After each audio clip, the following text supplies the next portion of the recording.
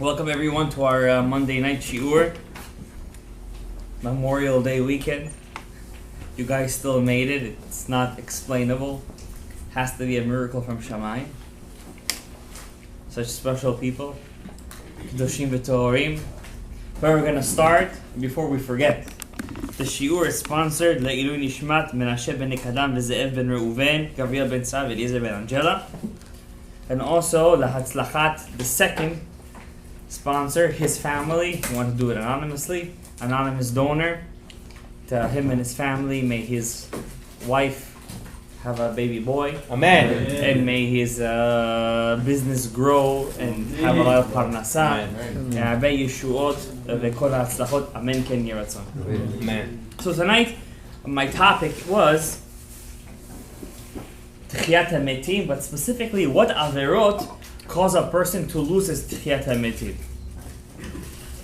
Before we do that, we have to explain what the word Tchiyat HaMetim means, Gabriel.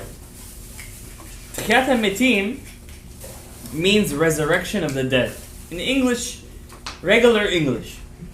Where in the written Torah, when we say written Torah, we mean the 24 books, not just the 5 books of Moses. The 5 books of Moses is not the whole written Torah.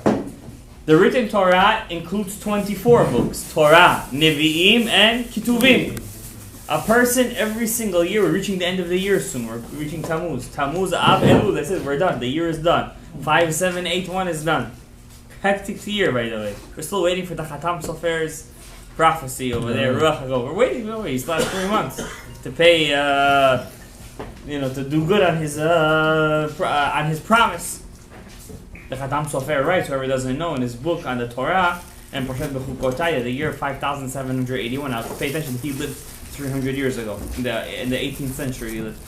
He said in the year 5781 there will be a great salvation for Klal Yisrael. We don't know what that means. Stimulus. So far we've had a war, we've had what? Election. Elections? I said stimulus. Which elections? Biden or Naftali Bennett? We don't know what that means, but we haven't seen it yet. Maybe we just don't pay attention, but we're looking for something big. Okay? So whatever the case is, this year, with Hashem Yitbarach, we're looking for something great to happen. Now, welcome, Khatan. Good to see you. We have a Kohen in the house. And so the idea of resurrection of the dead is a very, very important idea in Klal Yisrael, because for many Jews, that's what calms them down. If you guys ever gone to Chas Shalom, to a mourner's house, a place where people passed away, a lot of times the rabbi tells that people, don't worry, in Tchiyat HaMetim they're gonna come back. I've seen Rav Zamir Cohen say that, by the way, to people. I've seen it in lectures. Every day. Yeah. So the idea of resurrection of the dead is written openly in the book of Yechezkel, the book of Ezekiel. He was the last prophet from Eretz Yisrael to Bavel. From Eretz Yisrael to Iraq, he was the last prophet of that era of the first temple period. I mean, he saw the first temple, and in prophecy, he saw the third temple. In prophecy, he saw the third temple. The prophecy of the second, the building of the second temple, was not built according to the prophecy of Yechezkel. It was a mix of King Solomon's temple and the prophecy of Yechezkel. Whoever really wants to learn Torah lishma, has to learn the chapters of Ezekiel, Yechezkel, the last chapters, what he talks about, how to build the third temple. And there are books written about it today. I have a book in English about it. Translated, everything, all the measurements and everything. And this is you can read it. If you're mathematical and if you wanted to be an architect once upon a time, you could learn the greatest Torah lishma, by the way. And by the way, the Gemara says, whoever learns how to build a Beit HaMikdash, me'aleh al niyanav ki'ilu bana et Beit Mikdashi. Be'emet. That's how important it is. It's one of the greatest sigulot. Anyways, in the book of Ezekiel, there is a whole chapter over there in Yechezkel where God tells Yechezkel to go to a certain valley. It's called Bikat Dura. You're going to see their bones. Lots of bones, and prophesize on them. Now, when I say prophecy, guys, it's not what the Kritmachs show you in their movies or all these kinds of stuff. It's not the guy is just walking around, he has long hair and a long beard. It's literally boom, he starts to talk to God in the middle of a desert. That's not prophecy, that's shtuyot. The Torah says that prophecy was actually taught. There was a school. You would go to yeshiva to learn how to be a prophet. It's called Bnei Nevi'im. When King Saul, Shaul HaMelech, was running after David, David didn't know where to hide because, he's the king of Israel. He's got FBI agents everywhere running after him. So he decided to hide where Shmuel HaNavi was. Shmuel HaNavi. That was the school of prophets. Now, when the thing is in Judaism, when you learn Torah, it's not like you're learning mathematics or geometry or biology. You learn it, you're not making anything in the air. When you learn Torah, you're actually affecting the air. So let's say you're having 50 people learning Kabbalah. Let's say. You come into the room, you feel something special. You don't know what it is. There's an aura. There's an aura inside, you don't know what it is. 50 people learning biology, it's like, It's an empty there's room. no difference. When can I get out? Where can I fall asleep?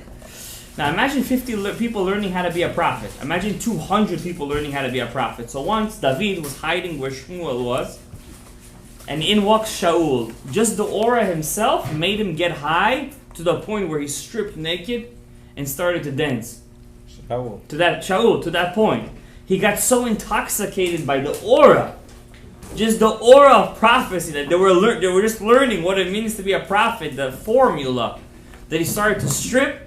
Like the Torah says, the book of Samuel says, Shmuel HaNavi says, Shmuel Aleph, he took off all of his clothes and he started to dance like crazy. And everyone was looking at him and started to laugh. Hagam Shaul B'Nevi'im, is Shaul also a Navi? From here we learned that when a person used to prophesize back in the day, it wasn't a normal thing. It wasn't like he sees a vision and God spoke to me saying, no, it wasn't such a thing like that. He would go insane. Because the body cannot, it would go into kind of trance. The body cannot handle something so spiritual, so he started to dance, go crazy. Remember, he wasn't in control of his body. The soul, Kabutabi, was in control of the goof. It's normal. That was the normal thing for a prophet. That was normal. Where would most prophets get their prophecies, by the way? In the temple itself. In the Beit HaMikdash, yeah. It was because when you would walk into the Beit HaMikdash, there was an automatic aura of prophecy over there. And if you were the right person in the right moment, you could get a connection over there, and you could tell like the future. The Kohen Gadol, by the way, why would so many people kill themselves to be the high priest? The second Beit HaMikdash, there were people that used to bribe. They knew they would die, by the way. The high, it was an addiction.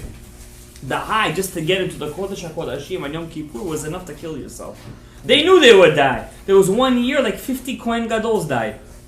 They would put a chain around them, and they would just take them out. They had no choice. The Roman procurator over there, they would kill them if they wouldn't take the bribe. Why? There was a Rav called Rabbi Yosef Kohen, Ben Rabbi Yosef Kohen. He writes Seder Avodah. He writes when the Kohen Gadol would walk inside the Kodesh HaKodashim on Yom Kippur, between the Kiruvim, even when there was no Aron HaKodesh over there, like in the second temple, he would see the purpose of creation over there. He would see the Shekhinah. He would be able to not see but comprehend the purpose of creation, and it was such a high, it was worth dying for it. But I'm saying, once they get it, they didn't spread it out? They couldn't spread. What was there to spread out? It's like going to a place, it's like seeing a color that you cannot comprehend. There are people who die and they come back to life, and they see colors, and they come back, and they're like, we saw colors that we never saw in this world. There are colors that we've never seen. To that extent, that's what Nevuah was. Now, when Nevuah was, you wouldn't just talk to an angel. Talking to an angel is Ruach HaKodesh. Hearing an angel is Ruach HaKodesh. And Nevuah is talking to God. Just the sheer moment of speaking to Hashem would cause such an epileptic shock to the body. It was as if he was a mishuga. That's why Rav Nachman of Breslov says in Likutei Moharan that today there's no nivuah. Where did the nivuah go to? To rich people. People who get too rich, what happens to them? They get a little crazy in the head when they get too rich. In a sense, the nivuah went to the rich people, to the shotim. What's shotim? To the mentally insane, and to the ktanim. Kids. To the kids. Yeah, that's why the Chachamim, when they wanted to know the future in time of the Gemara, they would go to a kid and say, Psuk li psuka, what did you learn today? He would tell them the first pasuk, and from there he would know what he has to do. They would trust it like nivuah. Mamash, today you're going to go to get Psuk li psuka. He's like, what? We're in a smart board today. We don't know what a psok li pesukach. We don't know what psok li pesukach means. You understand? No, but seriously, like you could go to a kid and say, "What did you learn today?" And you could say to yourself, "It's a siman. It's a sign. What do I have to do?" And the Chachamim, for example, Nero, the emperor of Rome, when he was first sent to destroy Yerushalayim. Why didn't he destroy Yerushalayim? Who had destroyed it at the end? Titus, the son of Vespasian. What happened, by the way, you know that till today in the Roman history, nobody knows what happened to Nero? Open up Masechet Gittin, we're going to tell you what happened to Nero. He converted to Judaism. Be'emet, Nero, he asked the kid, tell me your pasuk. He said, the pasuk was, send an arrow, and all the arrows will fall onto Yerushalayim. You're going to win. But something bothered him. He said, it's too easy. Tell me another pasuk, he told him. He said the pasuk was, Hashem will take out his jal one day on Edom. Hashem will take out all of his anger, everything will pour out on Esav one day. Nero said, I'm going to be the one that's going to take all this jal from HaKadosh Baruch Hu. He converted to Judaism, and his descendant was Rabbi Meir Baal HaNes. To that extent. The Romans, they don't know Nero. Nero, he was a crazy guy. He filled on the roof when the Rome burned. What happened to him, they don't know. Where did Nero go? The Gemara, Masechet Gittin, says he converted to Judaism. Rabbi Meir Baal HaNes was his descendant.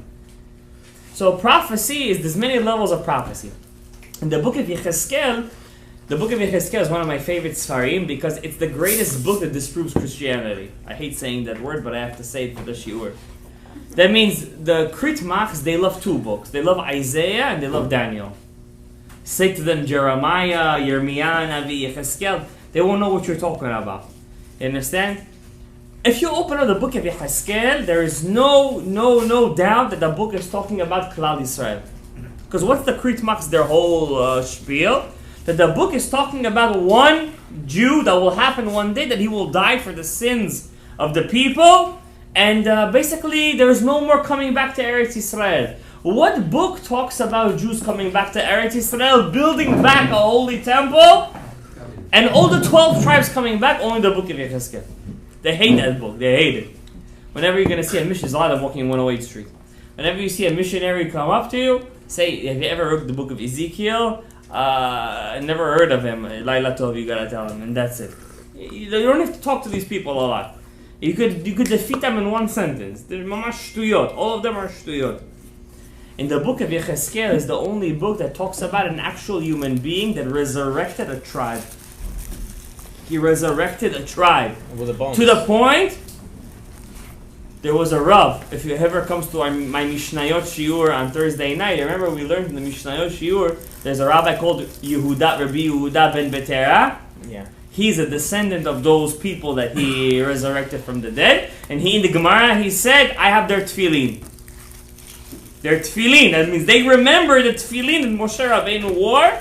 Exact amount of the kind. And I have their tefillin. To that extent. Hashem told Yechezkel, the greatest joy that a person could experience in this world is not in this world. That means no matter if you take the greatest amount of drugs, let's talk the physical first.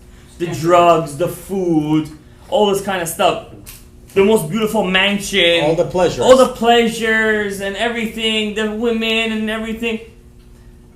I'll take all of that, then take all the spiritual highs in Gan Eden after you're dead.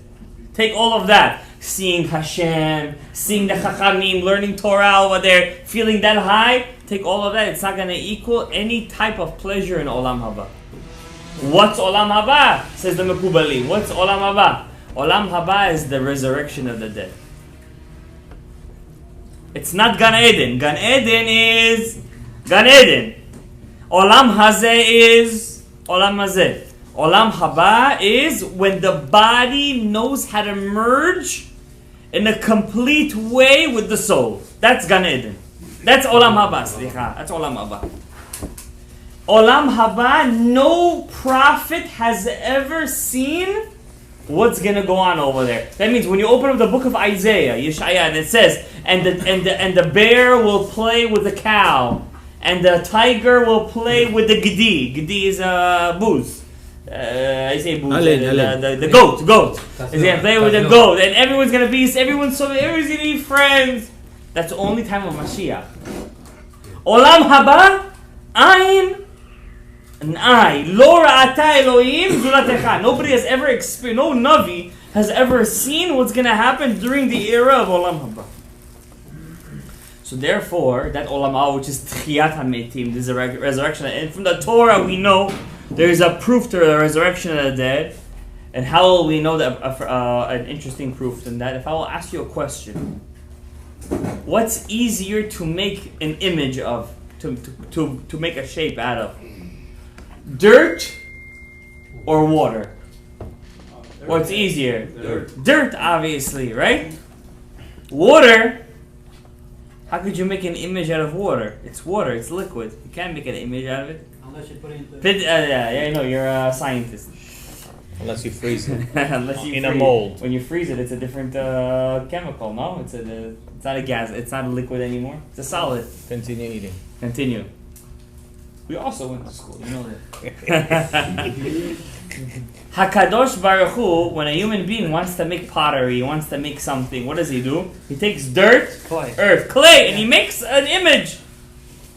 Hakadosh Baruch Hu takes water every single day, thousands and hundreds and thousands times a day, takes water. What does a man see? Drop. It's a drop of water. Right? It's water. Liquid. It's liquid. And out of that, he makes a human being. If a person, I'm not telling you to go on YouTube, obviously, I would be a choteo machti. But let's say a person is already on YouTube.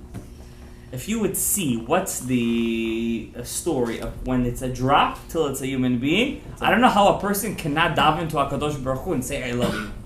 It's impossible. Just the story of how it starts off out of a drop. Smaller than, I don't even know what it is. It's microscopic. And then it turns into as big as a seed. And then it goes to a plum, then it goes to an avocado, then it goes to this, and suddenly you see the eyes pop out, and this and that. And you're going to tell me this is all a coincidence? And it happens perfectly so many times a day. All these kinds of, and you're going to tell me it's a coincidence? Impossible. However, the Chachamim teaches there are some mitzvot, there are some averot that if a person does them, he loses his share to Olam Haba. And since we're in the year of 5,781, we're very close. Yeah, you remember that. We're very close to the year 6,000, which is probably going to be the year of Tchiyat HaMetim. Man. Huh? Yeah, no. אלף השביעי. אבל צריך לחכות 2,000 שנה. מה, אתה מקובל עכשיו? צריך לחכות 2,000 שנה? אלף השביעי, ארי הקדוש. אלף השביעי. The seventh millennium. כן, אבל צריך לחכות. בסדר, we'll see. עין לא ראתה אלוהים זולתך.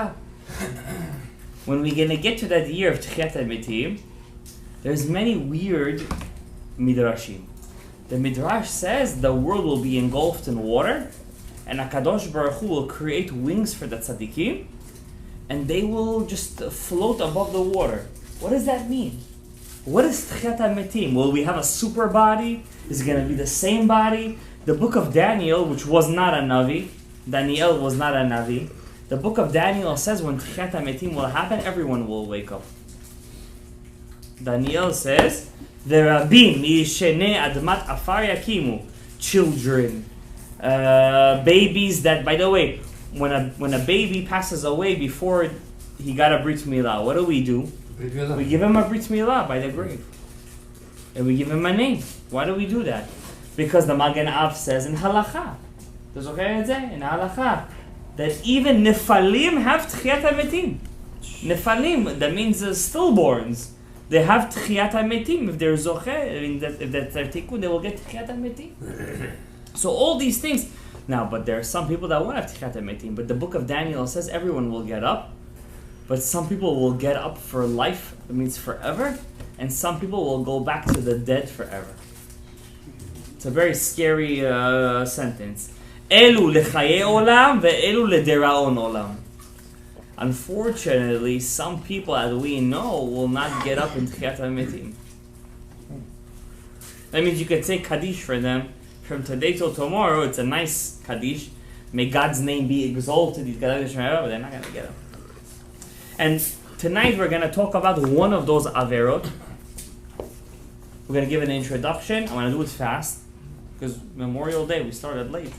We have to say Le'ilu Nishmat for all those people who allowed us to be here today and to practice Judaism, right? But we're going to talk about the Avera of Mechalel Shabbat Beparhesia. One who desecrates the Shabbat in public. Whoever desecrates Shabbat in public, en lo chelek le'olam haba. We're going to learn, what does that mean? Could he go up to the Torah? If he's a Kohen, could he bless? Is it midoraita or midrabanan? Does the Chachamim have the ability to say to a person, en lo chelek le'olam haba? Where in the Gemara do we learn that a person who desecrates Shabbat in public has no chelek le'olam haba? Is it only Isurei Shabbat that are karet and skila, which are deoraita, or also midrabanan, like driving a car? By the way, what's worse on Shabbat, to drive a car or to smoke a cigarette? Trick question? No, it's not a trick question. It's a simple question. It's worse on Shabbat to smoke a cigarette than to drive a car. Why? Because you're stoking fire? Driving a car, smoking a cigarette is an actual, you're making a fire. And driving a car is electricity. Sparks over there. It's a spark, yeah, spark. Yes, That's yes, spark, yes. yeah, I know. Gas, this, that. The fact that you have to go gas, this, that means already it's, but smoking a cigarette on Shabbat is a chiyuv d'oraita. From here we say to the people who are crazy enough to say, oh, I'm not working on Shabbat. What am I already doing on Shabbat? What did I do already? Shabbat, I'm not allowed to work. No, Shabbat has nothing to do with work. Shabbat has to do with the fact that you admit that the creator of the world created this world. Now, before I start the shiur, the main part of the shiur, I want to ask forgiveness if anybody here will feel offended from this shiur. I'm not trying to offend anyone, but it's Torah, and we have to learn. We cannot stay in the dark our whole lives. I'm going to try to sugarcoat it as halachically possible. How is that? Make sense? Good. The Gemara in Masechet Sanhedrin says, Kol Yisrael yesh lahem chelek la'olam haba. Everyone here has olam haba, which means everyone has Tchiyat HaMetim. Potentially. Shneimar, as it says, Va'amech, and your nation, Kulam Tzadikim. Everyone is righteous. Oh, they're righteous. That's the punchline. Oh, they're righteous. Oh, that's why they have Tchiyat HaMetim. That's why they have Olam Haba. Ve'eluhem, and these are they who don't have Olam Haba. These are the people who don't have Tchiyat HaMetim. Ha'omer and Tchiyat HaMetim in Torah. Every Jew that says resurrection of the dead has nothing to do with the Torah. That means he believes in the resurrection of the dead, but he says there is no proof of it from the Torah. That person has no Tchiyat HaMetim. Yeah. Where is this? Which Gemara? Which daf? Masechet Sanhedrin, Daf Tzadik. This person who says, I believe in it. Even if he says I don't believe in it, obviously as Tchiyat HaMetim, because you can't have something you don't believe in. But let's say he says I believe in it, but it's not written in the Torah. It's not alluded to in the Torah. En lo chelek le'olam haba. He's a mumar. Ha'omer ein Torah min hashamayim. One who says the Torah doesn't come from Shamayim, it doesn't exist. It's man-made. Even if he believes that 99.9% comes from Shamayim, but just 1% is man-made, en lo chelek le'olam haba. Because if you say that what God gave me is 1% man-made, what are you saying? That God is a man. Because God doesn't have 99.9%. He is perfection by definition. He is 100%. You understand what I'm saying? So that's why also, by the way, how come people can't learn Kabbalah? How come some people can't learn Kabbalah? Because when they learn Kabbalah, they start to make it into a man-made thing. They start to turn it into a human. Objective.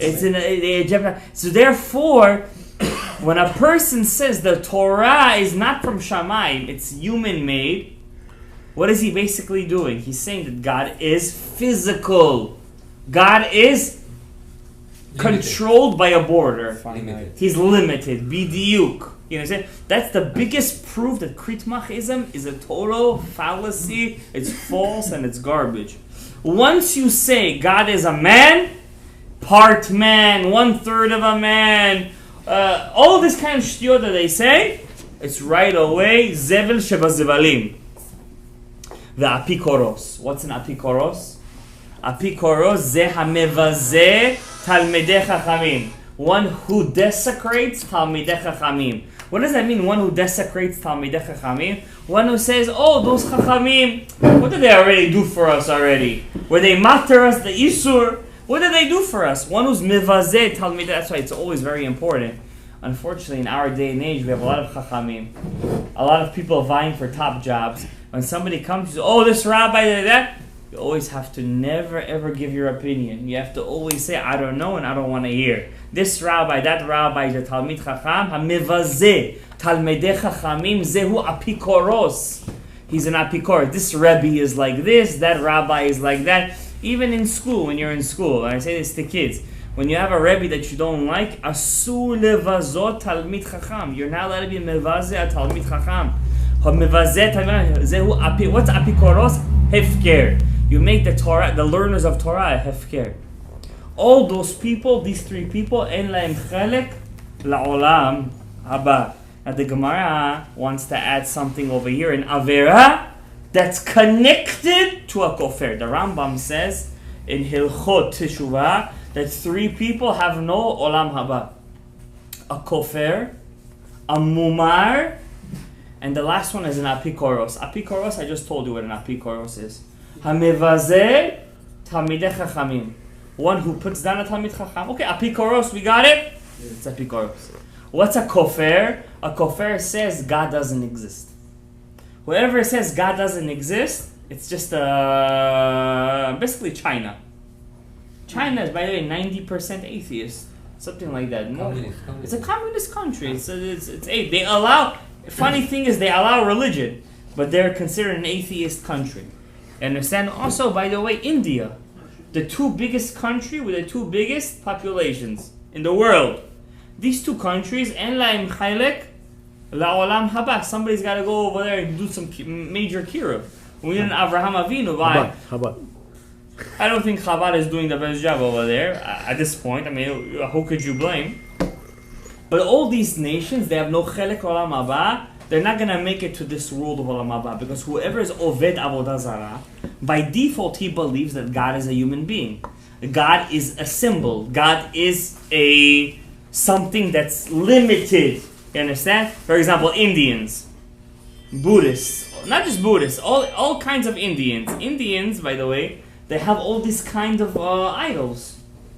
All these kinds of idols. All those sheiks, shmeiks, all this that they're only vegetarian and stuff like that. They all serve idols. These people who serve idols, because goyim also have chelek olam haba.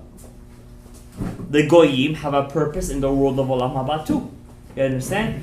When Kadosh Baruch Hu, when he made the Yam Suf, when all the Egyptians drowned in the Yam Suf, what did Hashem say when the angels started to sing? He says, "You're singing and my creations are drowning." What does that mean? Binfol oyivcha al tismach. When your enemy is drowning, don't be happy. It's not our point. We have to do avodat Hashem. The third person, that's called a kofer. He doesn't believe there is Hashem. He's an atheist. He's an oved avodah zarah. The third person is a mumar.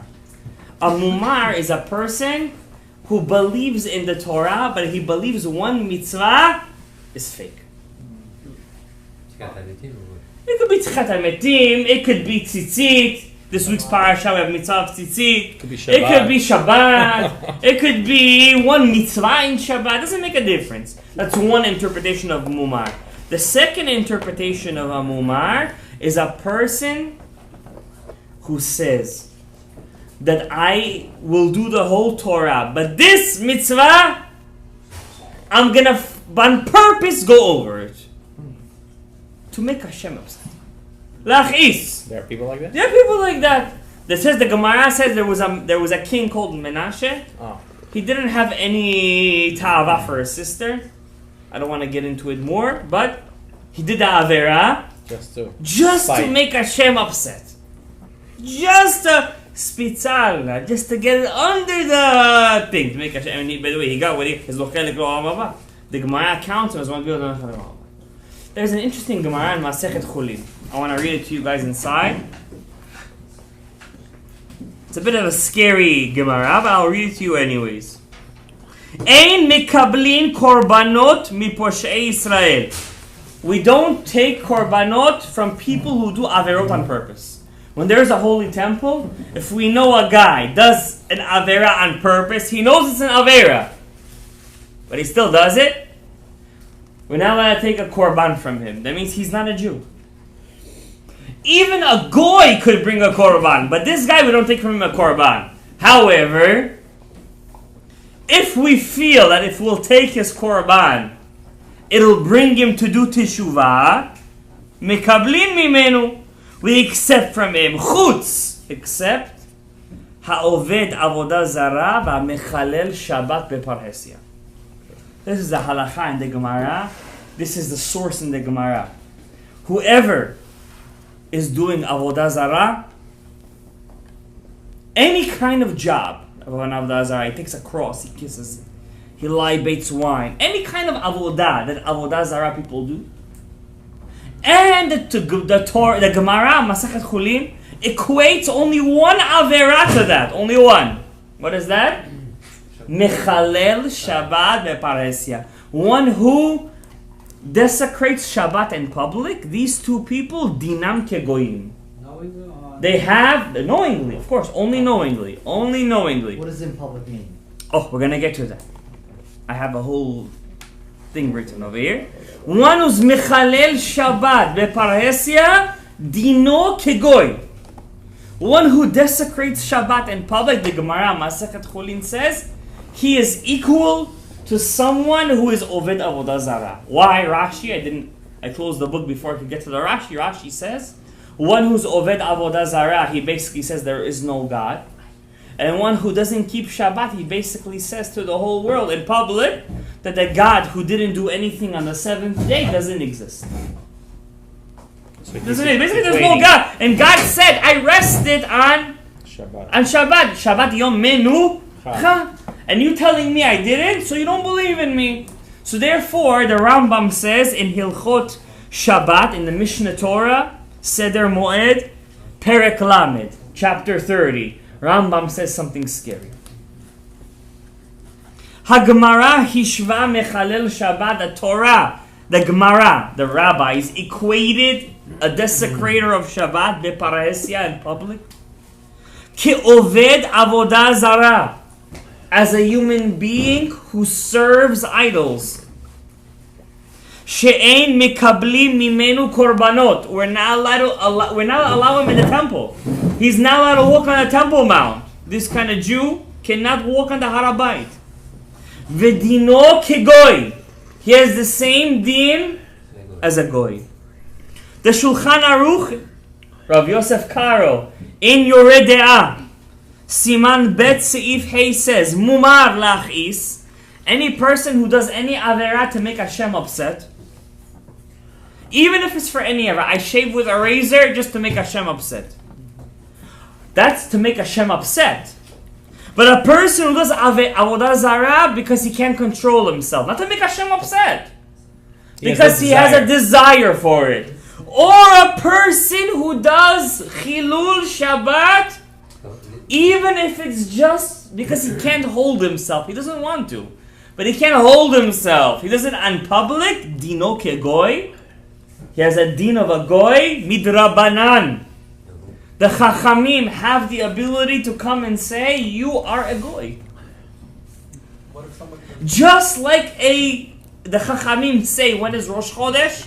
And they have the ability to say, when is Rosh Hashanah? When is Yom Kippur? When is Sukkot? Pesach and Shavuot, they have a right to come to you and tell you when you are a Jew. And even more than that, I'm going to tell you, the Chachamim have the right to tell you when you're married or not. David HaMelech was married to Michal, and then she was married to someone else. David didn't give a get. Shaul HaMelech with his Beit Din was able to annul his marriage.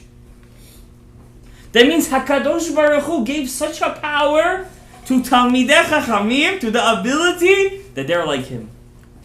They could make a marriage, they could annul a marriage. They could say when is a holiday, they could say when is not a holiday, and even more so, they could say who's a Yehudi and who's not a Yehudi. But still, what's the difference if you say is Mechalel Shabbat dino kegoy midoraita or midrabanan? If you say a person who desecrates Shabbat is like a goy midoraita, you can't even marry his daughter. Midoraita. Because he's doraita, he's a goy. But if you say he's midrabanan, you're allowed to marry. He's a goy compared to the halachot when it comes to food and stuff like that.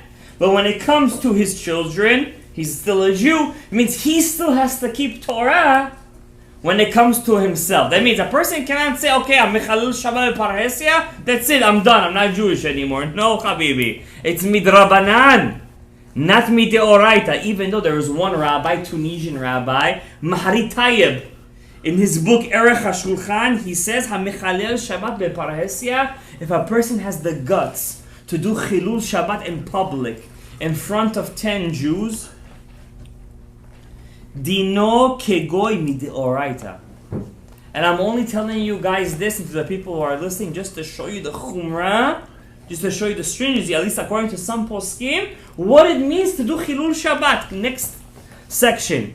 We know there is a halacha that if a goy touches my wine, it's pasul, it's yain nesech. I'm not allowed to drink that wine.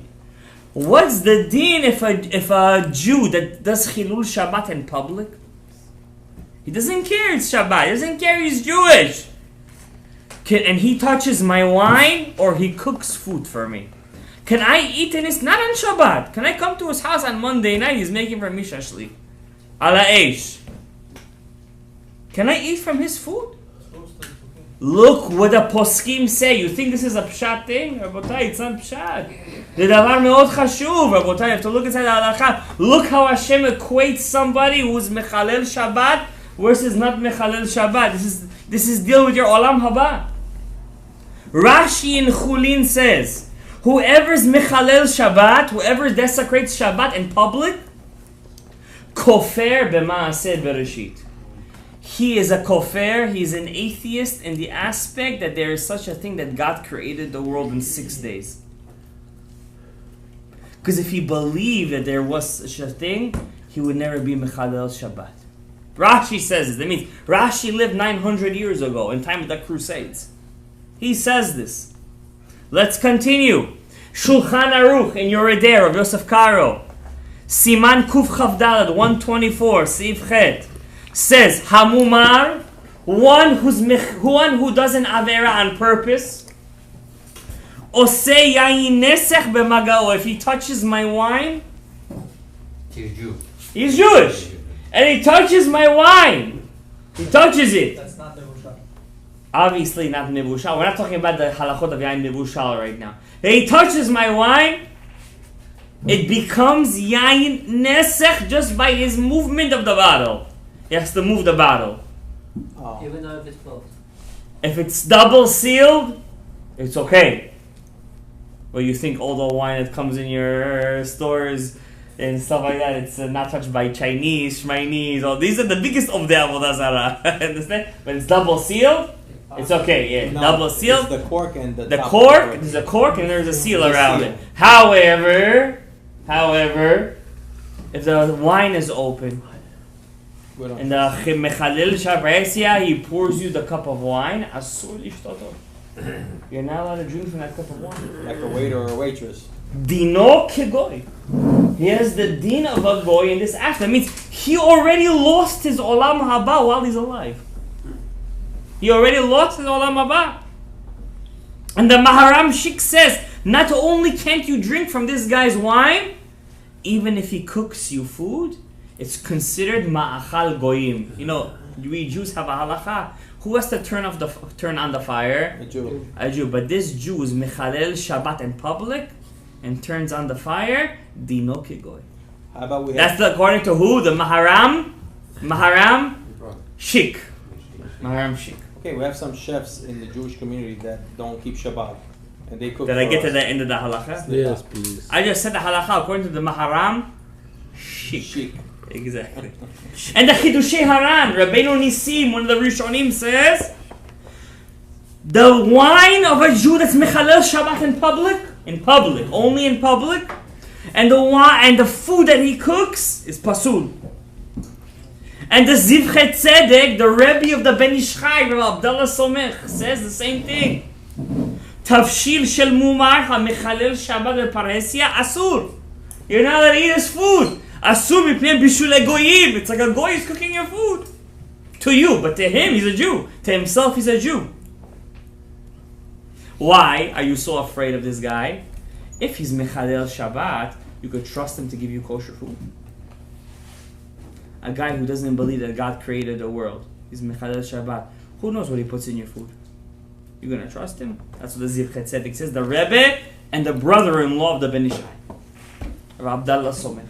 Rav Ovadia Yosef was named after Rav Ovadia. However, the Rambam disagrees. The Rambam says only if he touches the wine. Why? Wine gets you intoxicated. Wine makes you kiruv levavot. Why did Hashem not allow a goy to touch your wine or to drink wine with a goy? Because you might marry his daughter. But this is a Jew, and it's only midrabanan. So therefore, you're allowed to marry his daughter, and therefore it's okay to eat from his food. But Rav Ovadia is posek. Rav Ovadia holds, even though the halacha follows the Rambam over here, and a Jew that's mechalel Shabbat, you're allowed to eat from his food. It's good to be machmir where you can, and to have a kosher shomer Shabbat Jew turn on the fire. How you know? You don't know. Therefore, you got to be careful. Now, what does it mean? What does it mean? But I just want, why am I bringing you all this? To show you the chumrah. Today, from 1 o'clock till 8 o'clock, Hashem knows. I was just preparing this shiur, just halakha from Yabia Omer. What's the chumrah of mechalel Shabbat beparesia? And this is not even half of it. This is not even a quarter of it. This is just a quarter, maybe a quarter. What does it mean mechalel Shabbat beparesia? What does it mean he desecrates Shabbat in public? Now I'm going to give you some kav zechut. Some benefit of the doubt. I gave you guys the hammer first. Now I'm going to put the cushion. All right. The Rak Be'isur Torah, the Rabbi Akiva Eger, who was the father-in-law of the Chatam Sofer. When are you considered mechalel Shabbat? Not if he drives a car on Shabbat. Mechalel Shabbat parhesia dino kegoy. It's only if he does a biblical Isur Shabbat. Smokes a cigarette, cuts hair on Shabbat, writes on Shabbat. But funny thing is, one who drives a car on Shabbat, it's not considered Isur Deoraita. The Pri Megadim says, it's only if you do an Avera on Shabbat that's Chayav Skila. That means you killed an animal on Shabbat. That's Chiyuv Skila. But let's say you killed a cockroach on Shabbat, it's Chiyuv Skila? No. What do you say? No, right? Why is not Chiyuv Skila? You killed it. Why? Because to kill on Shabbat, to be Chayav Deoraita, you have to kill it because you want to kill it. Why are you killing the animal? Because you're disgusted by it. You don't need the dead animal, right? You just want to get rid of it. That's not a Isur Deoraita. Rabbanan. That's Isur Derabanan already. You understand what I'm saying? So when are you Mechalel Shabbat Parheset? You know, that's why I said, wait till the end of the shiur. When are you Chayav as a Chilul Shabbat Parhesia? Only when you Mechalel Shabbat Chiyuv Karet and Skila. But when you do an Isur Derabanan, even when it's in public, you'll not have a din of a goy. How about a barber? A barber is din okay goy. Over here. That's especially the din kegoy. Let's continue. What if you don't do it on questions? The afal pi, and even though, let's say you know this guy, he drives a car on Shabbat. Let's say you know a guy, he drives a car on Shabbat. You cannot assume just because he drives a car, He's trying to do it on purpose. because he drives a car, he does also Isur Shabbat midoraita. You can't assume because he drives a car, he's smoking something on Shabbat, or he drives a car, he's doing some Isur Doraita. He drives a car, that's it. He's still kasher. He's still okay. What do you think? The Chachamim always leave. Chachamim love everyone. They love the people. They don't leave the Jews like that. There's always loopholes to allow Klal Yisrael come back in. Okay. So, and however, to be a isur, let's say you did a isur midoraita, isur skila and isur karet, it's only on one condition. It has to be in front of 10 kosher Jews. And If it's not in front of 10 kosher Jews, then he's still not dino kegor. Kosher Jews mean Jews that themselves keep Shabbat, mitzvot, and masim tali. Let's say this guy is a barber, and he's going to do. First of all, he's driving the car. He's not dino kegor. It's a yisur d'Rabbanan. It has to be yisur d'oraita. He goes do the thing. Let's say there's Jews over there. All those Jews are like him. So he doesn't lose his status as a Yehudi. He doesn't lose his status as a Jew in this case. Baruch Hashem. Doesn't mean that he's not doing a major Avera. I'm just saying his status as a Jew still stands. Now, is it allowed? Now, remember Rav Aaron Wolkin? Yeah. He passed away. His grandfather has a very famous book. It's called Zkan Aharon. Rav Ovadia Yosef brings him down. Of Aaron Wolkin's he's named after him. Zkan Aharon Wolkin. He says not only could you give a kaf zechut to those Jews in our generation you could give a double kaf zechut benefit of the doubt. That's why I'm saying that people listening to this shiur, listen to the end. That because people today, there's so many Reform Jews. They don't know the halachot. They think everything is mutar. I think to be a Jew is just to eat matzah and Pesach and to wave the Israeli flag. That's what they think to me. To go on Instagram and say, we're Jewish and I hate the Biden's and he says all the kind of shit. That's not to be Jewish. But they think that's Jewish. I'm the most Jewish person if I go on Instagram and defend Israel. Okay? Because of that, you could give an extra kaf zechut and say these people who do these isurim, they don't lose their deen of a Jew. Because they don't know the deen. They don't know. They don't know. They're tinok shenishba. Because, be'emet, I teach kids. Kids think today because they go on Instagram and they say, they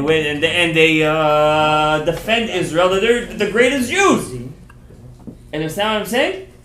That's another kav zechut of Aaron Wolkin, Zatzal, his grandfather. So they have olam haba. They have olam haba because there's kav zechut. There's kav zechut. Question. Now, yes. Do you need a warning even though there's 10? Of course. So you need a warning. Of course, you need to warn him, and it has to be. He has to say, "I don't care." He has to be mamash.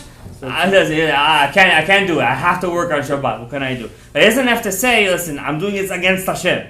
Just the fact that he says, I'm doing it because I need to work, it's already, for Mechalel Shabbat, Shabbat and Avodah Zarah, the Rambam says, in the same level. Chilul Shabbat. You still need a warning. But you still need a warning. You need to warn him. Rav Ovadia says it in a different tshuva. I didn't bring this down over here. There's a lot of kav zechut over here, but what my point over here? Who's Mechalel Shabbat? The Torah equates him to Oved Avodah Zarah. So before you light that cigarette on Shabbat, before you put that, I don't know, whatever the kids do today, no more jewels. Now they have newer things. Everything is new now. It's like new names. Everything is new on Shabbat. Think twice. Think twice, Rabbi said. Now, can a Jew that's Mechalel Shabbat go up to the Torah as one of the 7 people on Shabbat? Oh, halacha l'maaseh. You like that? Could you go up to the Torah? I can't really embarrass. Habenish. No. He embarrasses God. You have to worry about him embarrassing you. Yeah. Imagine somebody goes up to your dad in his face. Oh, it's okay, leave him. What are you, a liberal? Shishi. What are you? Pooh in Hashem's face. Beseder, yeah? Zeh tov. But don't do that. Well, Yom Kippur, everybody comes in. Yom Kippur or something else? Yom Kippur, everyone does teshuvah. We hope. Alright, we hope for the best. How about regular Shabbat? The one time the Bukharians say Chudom Mecholo Mekoneh stands is on Yom Kippur. That's the one time. But let's look on Shabbat. The Ben Ishchai Mekubal Tzaddik. What is he, right? Ben Ishchai Katav. You're not allowed to bring up to the Torah one who's Mechalel Shabbat. Asur. You're not allowed to bring up the Torah. Why? It's a Chilul Hashem. The guy's going up to the Torah. It says over there, V'shamru b'nei Yisrael the Shabbat, and he himself is a Mechalel Shabbat. How can he bring to the Torah?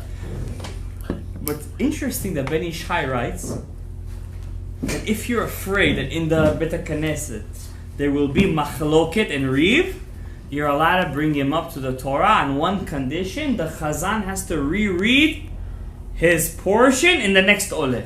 Musaf. And in the next, not in the Musa. Let's say he goes up to Shelishi. Uh-huh. And Revi'i has to go back to where Shelishi started and goes again. Oh. However, the Chacham Tzvi writes, you're not allowed to bring up to the Torah a person's Mechalel Shabbat. Riv, Madon, Katata. He was Ashkenazi, by the way. You don't care. He's Mechalel Shabbat. You can't bring the guy up to the Torah. Finished. Rav Ovadia Yosef says, in Kol HaMechila, I agree with the Ben Ish Chai. It's one of the one places he agrees with the Ben Ish Chai. He says, not only could you bring him up to the Torah, even the Ben Ish Chai's patent that you have to go over his reading, you don't have to do that. Why? In the time of the Gemara and the Mishnah, it was no kind of thing. All 7 people that went up to the Torah would say a bracha. Did you know that? Oh, really? The first person that would go up Kohen, he would say the first bracha, and the Mashlim would say the last bracha. So therefore, Rav Ovadia Yosef says to these people Interesting. of the Torah, they're not really changing the status of the Torah, and you could rely on the minhag of the Gemara and the Tanaim that those people go up to the Torah, but only on one condition: if you have no choice. You have no choice. Understand? They buy a mashlim, they come to the shul for the Kaddish, they're driving their white BMWs to shul, and they have to say Kaddish. In this case, you understand? However, in this case, it's also good to make musifs. Why? Musif. You have to make musif in this case, because one of the people that went up, they're not kasher to go up to the Torah. So therefore, you have to make a musif. There should be shiva olim kishirim b'Shabbat. That's why, I don't know if you guys realize, in our Bet HaKnesset, I never used to allow musif. I used to fight with the Rav. But today, Kol HaMusif, Mosifin lo min HaShamayim. Even though I could say almost after the Corona, our shul is 100% Shomer Shabbat. Amen. I could say that, but still, the coronavirus did good for one people, the barbers. That's all I can say. For the barbers, they did good. This I could say. Now, how about the Kohen? Could a Kohen go up to the Bimevarech Klal Yisrael if he's Mechalel Shabbat Beparesia? The pre-Hadash, Rabbi Hizkiah de Silwa, in the pre-Megadim says there's no greater Chilul Hashem than a Kohen that's Mechalel Shabbat Beparesia, and he's Mevarech Klal Yisrael. However, once again, Rav Ovadia Yosef comes to the rescue, and he says Yesh la'akel bazeh. You have to be mekel in this case, and allow them to be Mevarech Al Yisrael, because if you don't let them do that, they're gonna forget that they're Kohanim. Oh, he got even a better excuse for that. If they're gonna forget their Kohanim, and remember we said it's only the Rabbanan, that means they have to marry people that are only kasher la kihuna, they will forget their kihuna, and there will be a lot of chalalim beklal Yisrael. So therefore you have to allow these people to be Mevarech Klal Yisrael. Over here I want to end my shiur tonight. We said a lot of halachot today, but I think it was an enjoyable shiur. And may Hashem bless them. We should all be zochel לתחיית המתים. We should all be zochel לשמור שבת כהלכתה. May be zochel, whoever needs זיווג הגון לזיווג הגון. רפואה שלמה, ברכה והצלחה ישוע. ברוך אדוני לעולם. אמן ואמן. רבי חנניה בן הקשה אומר, רצה הקדוש ברוך הוא